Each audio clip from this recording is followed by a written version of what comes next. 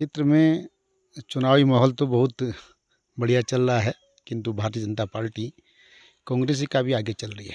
मैं जहाँ जहाँ भी घूम रहा हूँ, वो सतरखाल में हो, वो अभी हमने ऊपर बैठक ली थी, उसके बाद ग्वाड़ में हो, घिमतोली में हो, हर जगह लोगों का एक ही कहना है कि नरेंद्र मोदी जी ने इस देश की जो आन बान शान बढ़ाई है, जिससे देश का एक स्वरूप दिखाई दे रहा है अच्छा।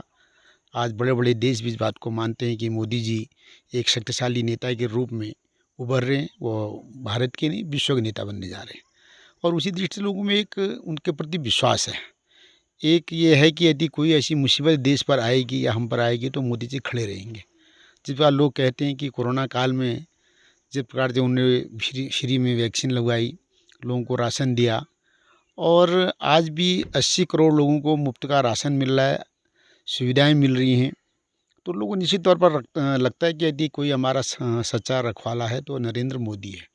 उसी रूप में लोग इस चुनाव को भी लेते हैं, क्योंकि उत्तराखंड में जिस प्रकार से पुष्कर सिंह धामी जी की सरकार काम कर रही है और बहुत ही मेहनत कर रही है। मैं स्वयं देखता हूँ मुख्यमंत्री जी जो है 18-20 घंटा काम करते हैं प्रदेश के लिए। मैंने उनको कभी विश्राम करते हुए देखा नहीं है, मेरा बहुत उनके साथ रहना होता है।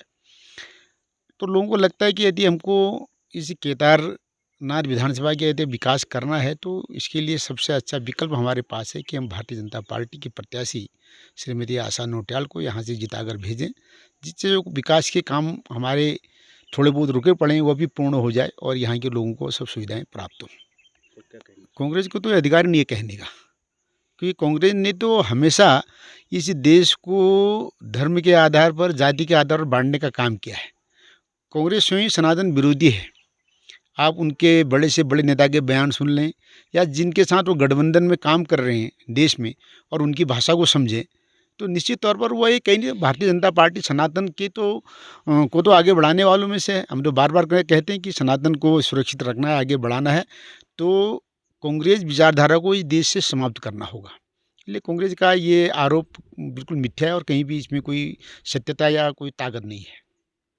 अभी अभी हम जिस सड़क पर आए हैं घिमतोली से, और दूसरी सड़क पर इसको लिंक होना है, जी, इसकी सड़क की स्थिति भी बहुत अच्छी नहीं है। क्या कुछ कर रही हैं सरकारें इस सड़क को लेकर? इस सड़क पर मैंने आते ही हमारे क्षेत्र पंचायत सदस्य हमारे साथ चल रहे हैं, नेगी जी हमारे, गंभीर जी हमारे साथ हैं, विक्रम जी हैं। मैंने पूछा इस सड़क को आप लोगों ने क्या इसका कोई प्रस्ताव नहीं दिया? उन्होंने कहा साहब इसके लिए 1,46,00,000 से ज़्यादा पैसा मंजूर हो गया है।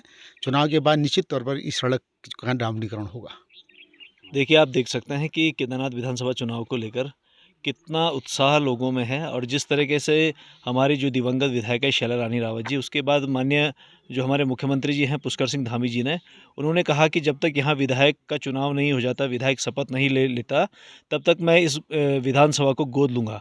और आपने देखा होगा कि जो काम आज तक के इतिहास में इस विधानसभा में नहीं हुए, उस उतने काम यहाँ पर हुए हैं।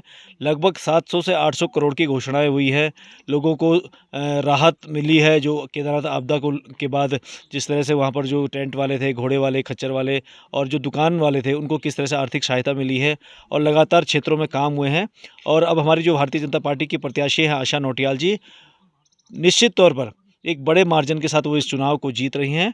और जिस तरह से विपक्ष आरोप लगा रहा है कि भाई कि भारतीय जनता पार्टी ने ये कर दिया, भारतीय जनता पार्टी ने वो कर दिया, कई आरोप लगा रहे, पूरी तरह से मिथ्या आरोप विपक्ष लगा रहा है। पिछले चुनाव में भी हमने देखा, 2022 में भी विपक्ष ने इसी प्रकार का प्रोपेगेंडा किया, और आपने देखा कि 8 से 10,000 वोट लेकर हमारे पूर्व विधायक भी विजयी हुई थी। और इस बार भी केदारनाथ की जनता ने संकल्प लिया है कि आशा नौटियाल जी को 10,000 से अधिक वोटों से इस बार वो विधानसभा में भेजेंगे। जी बिल्कुल, हमारी पार्टी, हमारी सरकार पूरी तरह से संजीदा है तीर्थ पुरोहितों के विषय को लेकर। और हमारे धामी जी भी कई बार तीर्थ पुरोहितों से मिले हैं। उन्होंने उनको देहरादून भी अपने मुख्यमंत्री आवास में बुलाया था। काफ़ी दौर की बातचीत हुई है, और तीर्थ पुरोहितों को लेकर हमारी सरकार पूरी तरह से गंभीर है। भाई साहब, केदारनाथ उपचुनाव चल रहे हैं और कुछ ही दिन रह गए हैं मतदान को। किस प्रकार का माहौल घिमतोली क्षेत्र में, आप इस क्षेत्र से हैं, यहाँ पे किस प्रकार का माहौल दिख रहा है बीजेपी के? देखिए, सबसे पहले आपके चैनल का बहुत बहुत धन्यवाद। और जिस तरह से आपने ये सवाल पूछा है, तो घिमतोली की जहाँ तक बात रही, ये तो भारतीय जनता पार्टी का पहले से गढ़ रहा है। और ये तो पूरी केदारनाथ विधानसभा की जनता जानती है। और यहाँ से तो मुझे लगता है कि बहन आशा नौटियाल को एक तरफा मतदान मिलने वाला है, क्योंकि कांग्रेस सरकार के जो पूर्व विधायक रहे हैं उन्होंने यहाँ इस ग्राम पंचायत के भीतर एक पत्थर उठाने तक का काम नहीं किया है। इसके लिए कांग्रेस के पीछे भारतीय जनता पार्टी के कार्यकर्ताओं और यहाँ के जो वरिष्ठ नागरिक हैं उनका काफ़ी आक्रोश है। और भारतीय जनता पार्टी के लिए इस बार यहाँ से एक मत होकर सभी लोग एक मुश्त वोट करने जा रहे हैं।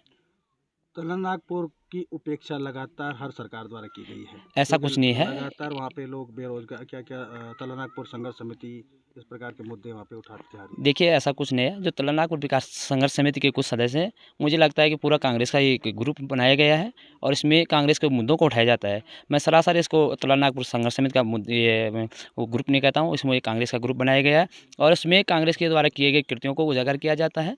और ऐसा कोई खास कुछ नहीं है। भारतीय जनता पार्टी लगातार अपने काम कर रही है। तलनागपुर की कहीं कोई उपेक्षा नहीं है और ऐसा ये खाली कांग्रेस के द्वारा एक मुद्दा बनाया जा रहा है, माहौल बनाया जा रहा है।